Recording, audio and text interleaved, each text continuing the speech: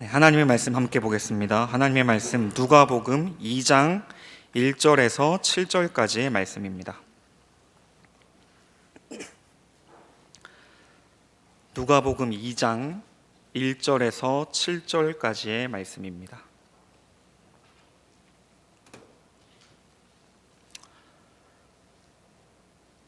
제가 하나님의 말씀 받들어 읽겠습니다. 그때에 가이사 아구스도가 영을 내려 천하로 다 호적하라 하였으니 이 호적은 구레뇨가 수리아 총독이 되었을 때에 처음 한 것이라. 모든 사람이 호적하러 각각 고향으로 돌아가매 요셉도 다윗의 집 족속이므로 갈릴리 나사렛 동네에서 유대를 향하여 베들레헴이라 하는 다윗의 동네로 그 약혼한 마리아와 함께 호적하러 올라가니 마리아가 이미 잉태하였더라. 거기 있을 그때에 해산할 날이 차서 첫 아들을 낳아 강보로 싸서 구유에 뉘었으니 이는 여관에 있을 곳이 없음이러라. 12월은 교회력으로 보면 대강절 또는 대림절이라고 불립니다. 대강, 대림 한다면 기다릴 때자에 내릴 강자 또는 기다릴 때자에 임할 림자 해서 주님께서 오셨던 그 날을 기억하고 또 기다린다 해서 교회가 전통적으로 대강절, 대림절 해서 절기상으로 지키고 있습니다. 사실 이 성탄, 주님께서 태어나신 이 거룩한 날이다 했을 때 그 날짜가 불명확합니다. 12월 25일 날 주님께서 아기 예수님이 태어나셨다 한다는 것은 사실 불명확하고 아마도 사람들의 일반 이해 속에서는 기독교를 흡수했던 초대 교회 시절 로마가 기독교를 흡수하고 난 뒤에 그들이 섬기던 신의 어떤 추기를 국교가 바뀜에 따라서 기독교에 덧입혔다. 그래서 하나의 추기를 이제 성탄으로 바꿔서 예수님을 태어난 날이다라고 이제 지정했던 것으로 여겨집니다. 그것이 우리가 갖는 성탄의 일반 이해입니다. 그래서 사실 예수님께서 정말 그날에 태어나셨는가에 초점을 우리가 성탄을 맞추기보다도 우리 신자들의 입장에서 주님께서 그렇게 오셨구나, 하나님께서 약속하셨던 그 언약의 사자가 이렇게 그날 우리에게 오셨구나 하는 것을 우리가 생각하는, 기리는 것으로 그날의 의의를 두는 데에 신앙인들의 이해도 있습니다. 그러니 세속에선 성탄이 정말 그날 예수께서 오셨는가를 따지고 있을 때 우리는 거기에 초점을 맞추지 아니하고 주님께서 그러한 방식으로 우리에게 오셨다는 것을 우리는 그날 1년의 하루 그날 우리가 기리겠다, 그 의의를 우리가 되새기고 그 하나님께서 하셨던 일을, 완성하신 그 일을 우리가 기억하겠다 라고 해서 우리가 대강절, 대림절을 지키고 있는 겁니다. 성탄을 기다리는 마음으로 우리 12월 되면 우리 찬양대에서도 성탄에 관련된 찬양을 해주시고 기도도, 말씀도 주님을 기다리는 그러한 내용들로 우리 교회뿐만 아니라 한국에 있는 많은 교회 또는 세계에 있는 많은 교회가 그렇게 주님을 기다리고 있습니다.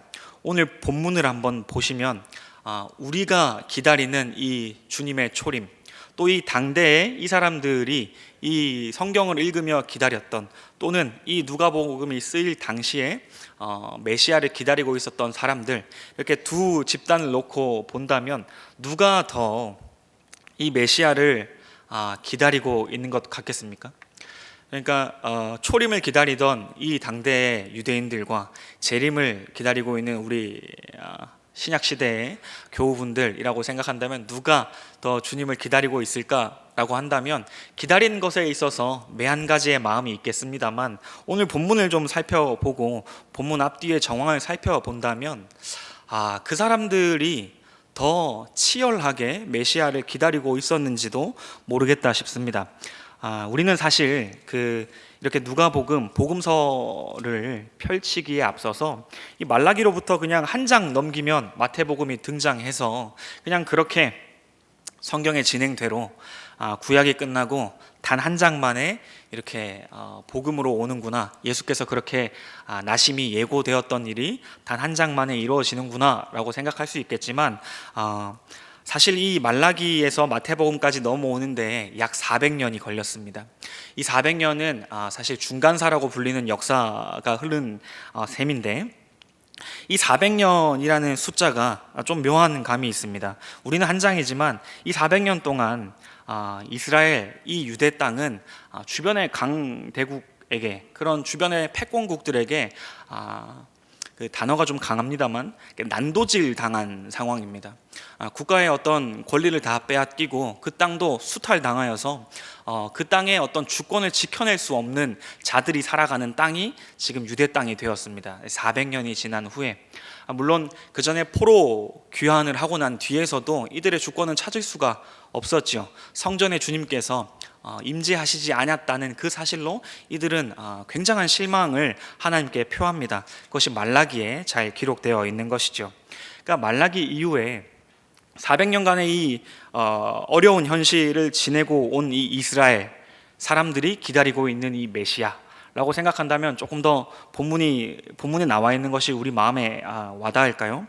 그러니까 이 400년이라는 시간 왜 묘하냐면, 출애굽 당시에 그 야곱의 70명의 가족이 300만 명 되기까지 불어난 그 시간, 그 400년의 시간, 그러니까 고통과 압제를 인간이 만들어내는 것은 고통과 압제라는 그것을 확인하는 400년의 시간이 이스라엘 선조들에게 있었던 시간이고, 사사시대도 묘하게 약 400년, 그것보다 조금 더 됩니다만 한 400년 됩니다. 그러니까 사사시대를 통하여서 하나님께서 만들어내시는 그 영웅, 영웅의 조건이라고 불릴 것도 없는 자들이 어떻게 추락하는가, 하나님의 은혜를 받은 자들이 어떻게 추락할 수 있는가, 곧 사람의 한계가 어디인가를 다시 한번 이스라엘 선조가 확인했던 시간이 400년입니다. 그러니까 지금 이 말라기에서 누가복음까지 오면서 이 울부짖음, 이 현실에 대한 답답함, 하나님을 믿고 살아간다는 현실 속에서 풀리지 않는 의문들, 하나님은 왜 우리 민족을 이렇게 놔두시는가 하는 그 답답함이 지금 400년 흐르고 난 뒤에 메시아의 등장이 우리에게 소개되고 있는 것입니다. 그래서 말라기에 아까 말씀드린 대로 참 그러한 한이 잘 적혀 있습니다. 잘 기록되어 있습니다. 그러니 이 사람들은 조상에게 약속하신 그 하나님, 아브라함과 야곱과 다윗에게 약속했던 그 찬란했던 하나님의 언약이 더 이상 어디 갔는가, 우리 민족에게 그 약속이 여전히, 그 언약이 우리에게 흐르고 있는가가 의심하다 못해 체념된 상황입니다.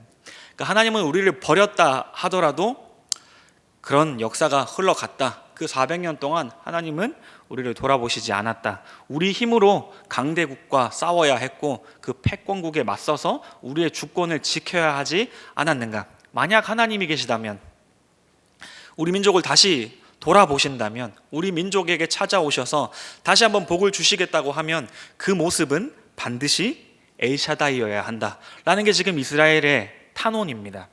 그러니까 하나님께서 우리에게 다시 오신다라고 한다면 하나님은 전능하심으로, 권능의 하나님으로서 패권적으로, 권력적으로, 외교적으로 주변 국들을 압도할 만한 힘을 가진 존재로 그렇게 엘샤다이의 모습으로 우리에게 오셔야 한다는 게 그들의 일반 이해입니다. 그러니까 여기서 그들을 탓할 필요가 없습니다. 그들이 갖고 있었던 현실이 그들로 하여금 그러한 생각을 가지게 만든 것입니다.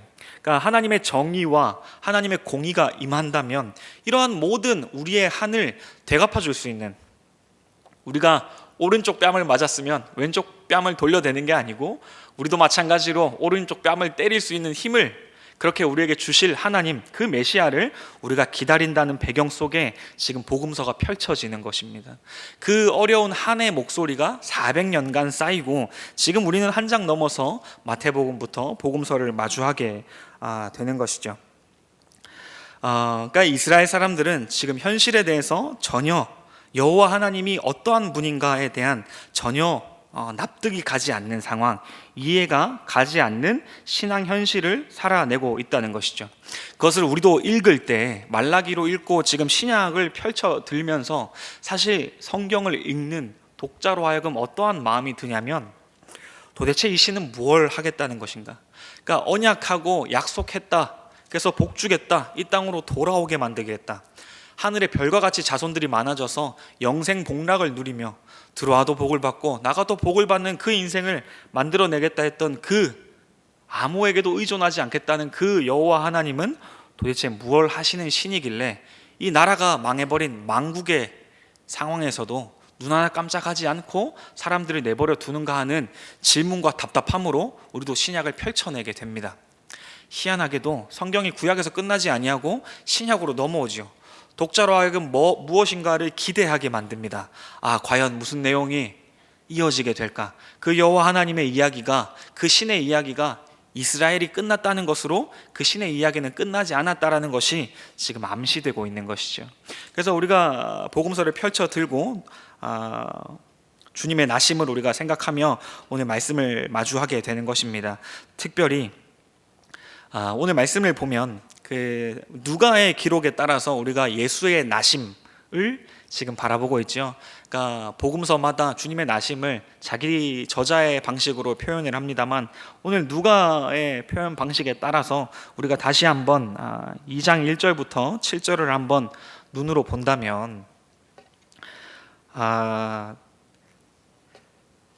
이 구절이 1절부터 7절의 이 메시아의 탄생이 참 야속합니다.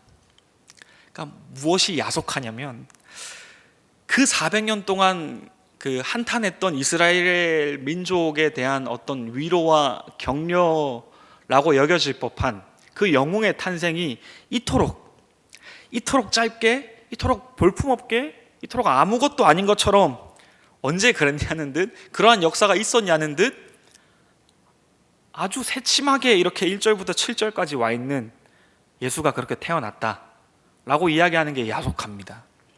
그러니까 이들이 갖고 있는 이 답답함에 어떠한 위로도 되지 않을 법하게 메시아의 등장이 기록된 데에서 사실 우리는 이 누가복음의 저자인 누가에게 탄원하고 싶은 마음이 들어야 되는 겁니다. 그러니까 우리를 구원할 이 민족의 영웅의 탄생을 이렇게 쓴단 말입니까? 이렇게 힘없이 볼품없게, 그러니까 압제된 나라에 아무도 기억할 것 같지 않은 신생 부부의 소문도 좋지 않은 이 부부, 저 아이가 남편의 아이가 아니래 라고 들을 법한 그 신생 부부, 압제된 나라에 아무도 기억하지 않을 법한 이 부부에게 낳은 이 아이가, 그것도 심지어 길바닥에서 낳은 거죠. 그래서 누울 곳도 없어서 동물이 태어나는 곳에, 동물이 밥 먹는 곳에, 그런 곳에 아이를 누워야만 했던 가난하고 어떠한 힘도 어떠한 권력도 없는 곳에 태어나는 이 아이의 기록이 이렇게 쓰여 있다는 것에 있어서 많은 신앙인들의 그것을 배경에 따라 읽는다면 많은 신앙인들의 탄원이 이 본문에 담겨질지 모르겠습니다.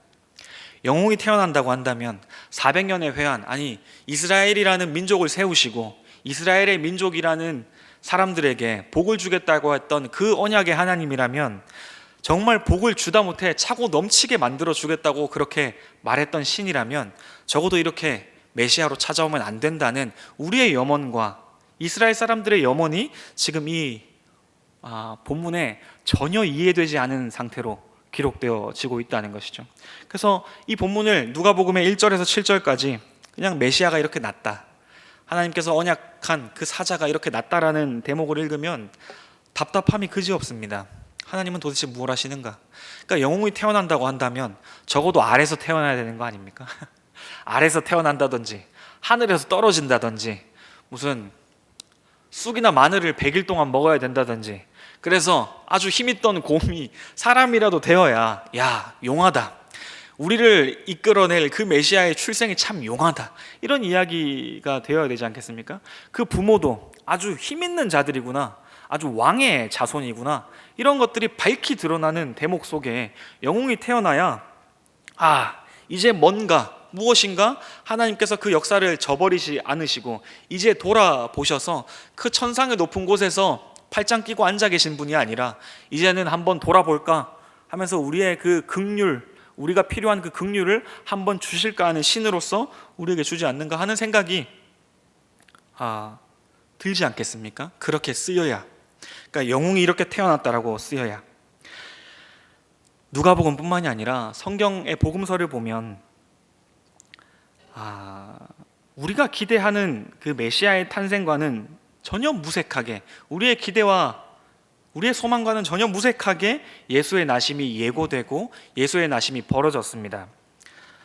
그래서 이 본문만 보면, 누가복음 2장 1절에서 7절까지의 말씀만 보면 답답하기 그지없는데, 사실 놀랍게도 성경은 그 위아래의 내용을 본다면 누가복음으로 국소해서 우리가 한번 보면, 누가복음 2장 성경 한번 보시면 2장 앞부분에 보면 세례 요한의 출생이 등장합니다.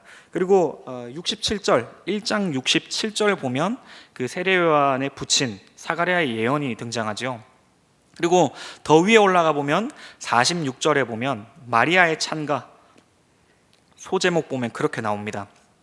그리고 예수의 나신 이야기 이후에 2장 22절부터는 아기 예수의 정결 예식 하면서 그 성령의 사람인 시므온과 안나의 정결 예식이 등장을 합니다. 그러니까 예수님이 태어나시고 난 뒤에 요 이야기들을 앞뒤로 감싸고 있는 이야기들을 한번 보시면 굉장히 이렇게 강보에 쌓여 있는 예수님이 이 이야기들의 강보, 그러니까 이 예수님의 나심을 굉장한 이야기로 둘러싸고 있다는 것을 우리가 금세 이해하게 됩니다. 그러니까 세례 요한이라고 한다면 우리 신앙인들이 성경의 말씀 따라 생각해 보면 세례 요한은 누굽니까? 사람이 난 자 중에 세례 요한보다 큰 자가 없다 하였습니다.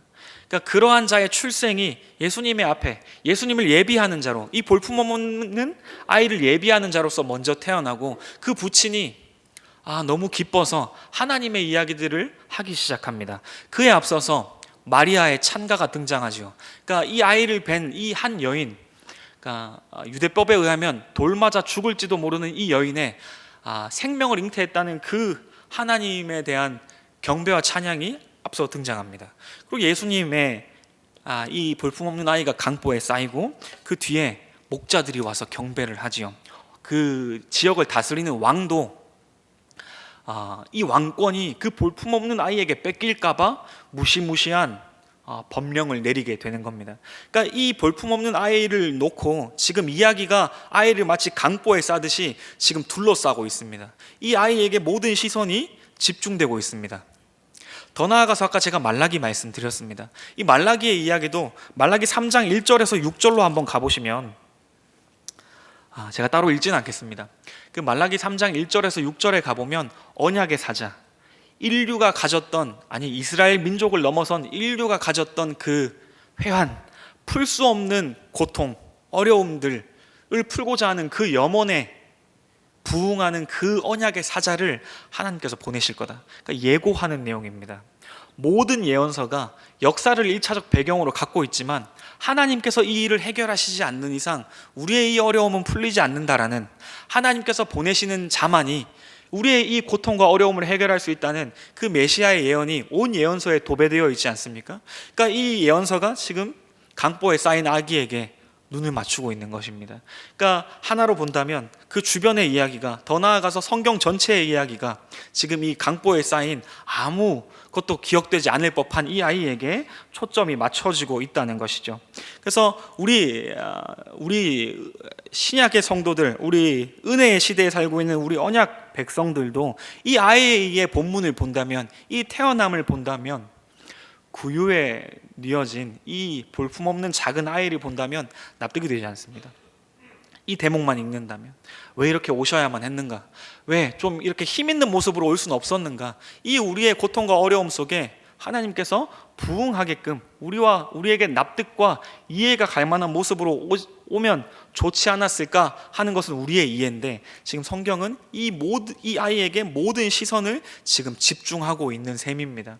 이 아이가 큽니다. 그래서 우리가 알고 있는 이 아이가 참된 그리스도라는 것이 이제 밝혀지게 됩니다. 온 세상이, 당대에 있었던 이 청년을 둘러싼 사람들이 이제 다 깨닫게 됩니다. 그가 참된 메시아의 길과 행보를 가는구나.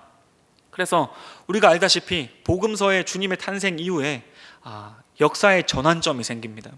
그러니까 구약에서 확인하는 바, 출애굽에서 확인하는 바, 사사 시대, 왕정의 시대를 거치면서 확인하는 바 우하향 곡선 아닙니까? 그러니까 사람이 어떻게 추악해질 수 있는가, 하나님과 단절된 인생이 얼마나 고통스러운가를 확인하는 것이 구약의 역사입니다. 그래서 끝도 없이 추락합니다. 나라가 망해서 망국의 현실까지 갑니다. 어떠한 정체성과 자기들이 갖는 어떤 민족성마저 잃어버린 자리까지 갑니다. 그리고 나가서 메시아가 와서 그 모든 것들을 감싸고 모든 것들을 회복시키시죠. 그리고 나서에 벌어지는 신약의 일들은 참으로 놀랍습니다.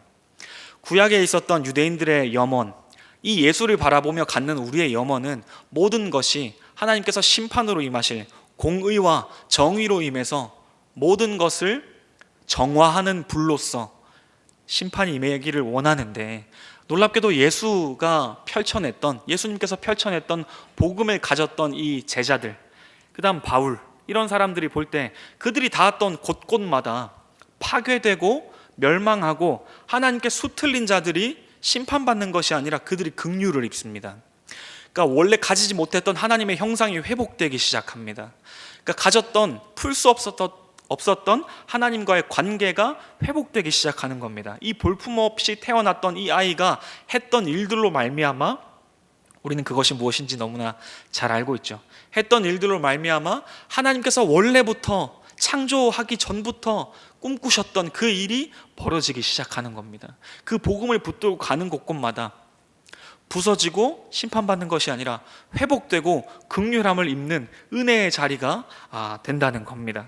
그것이 사실은 때때로 우리에게 납득이 되지도 않죠.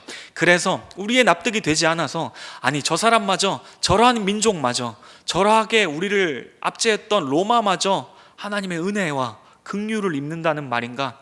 그 혼란이 초대교회 유대인들에게 있었던 사실입니다. 그들이 하나님의 크기와 하나님께서 하시는 일에 놀라워서 아멘 할 수 있는 자리도 못 가서 너무 놀라서 아무 말도 못하고 전하기 바빴습니다.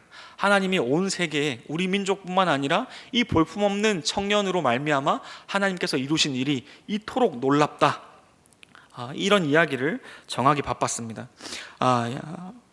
우리가 오늘 대강절, 대림절에서 말씀의 포문을 열었습니다.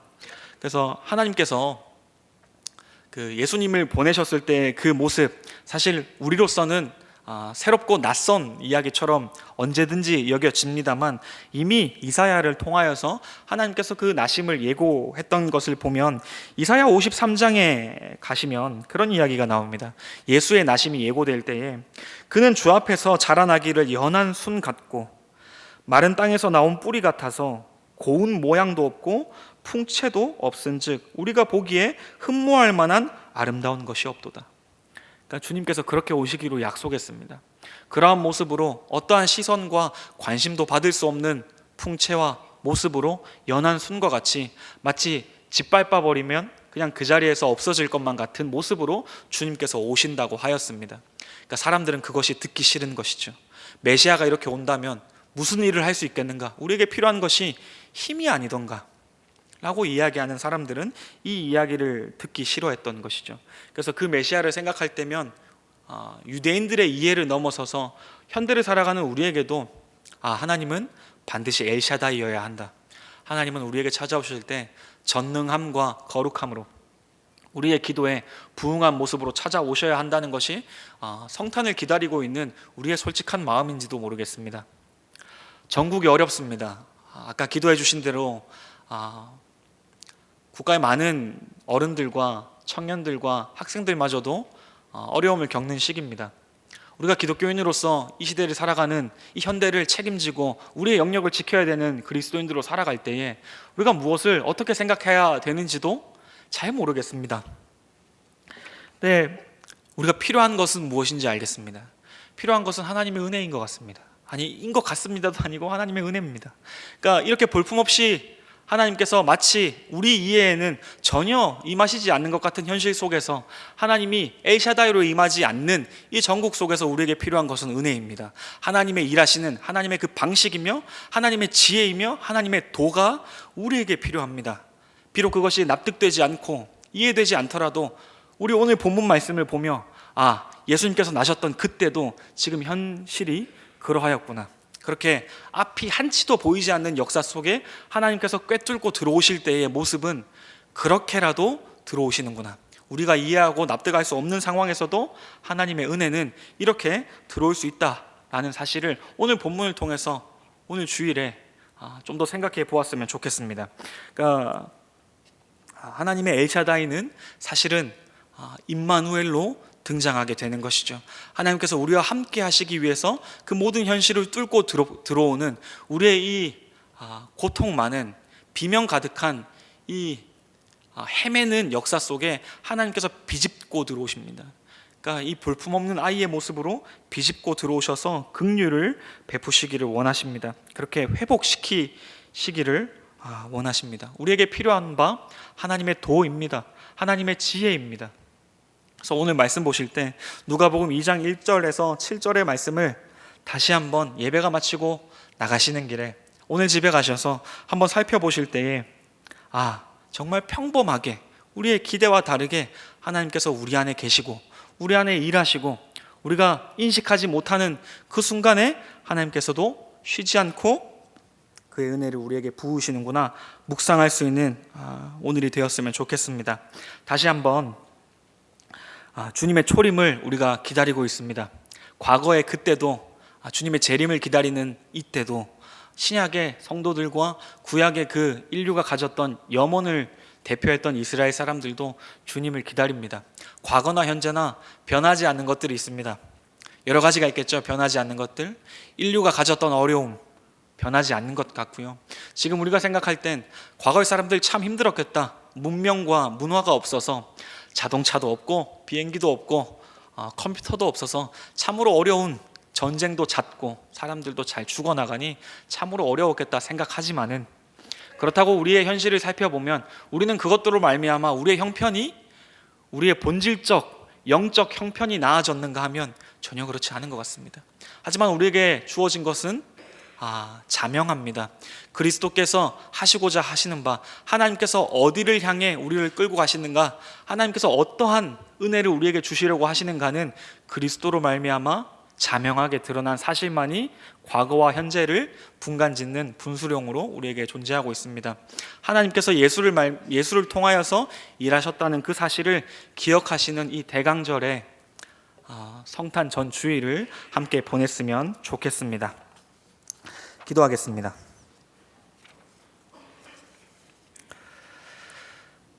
하나님 아버지, 우리에게 필요한 것은 주님의 은혜입니다. 주님의 은혜를 입고 하나님께 이해와 납득을 이야기하기 이전에 하나님을 신뢰하며 하나님께 우리의 믿음의 멋을 보일 수 있는 자리가 우리에게 필요합니다. 또한 그 자리로 가서 하나님께 용기를 구하고 지혜를 구하며 긍휼함을 구하며 하나님께 엎드릴 그 자세가 우리에게 필요합니다. 하나님, 주님께서 어떻게 이 땅에 오셨고 어떠한 방식으로 오셨는지 여전히 성경을 보다 보면 답답함으로 우리의 눈빛이 흔들릴 때가 많습니다. 그렇지만 하나님께서 주신 이 계시의 완성을 우리가 살펴보며 주님께서 어떻게 일하시는가, 주님의 도가, 주님의 지혜가 이 세상 속에 어떻게 꽃 피어났는가를 우리로 하여금 알게 하셔서 하나님 그에 상응하는 충성과 믿음으로 반응하는 오늘 주일이 되도록 주께서 인도하여 주시옵소서. 그러한 멋진 모습으로 주님을 기다리는 우리 모든 주님의 자녀들 되도록 주께서 인도하여 주시옵소서. 예수님의 이름으로 기도드립니다. 아멘.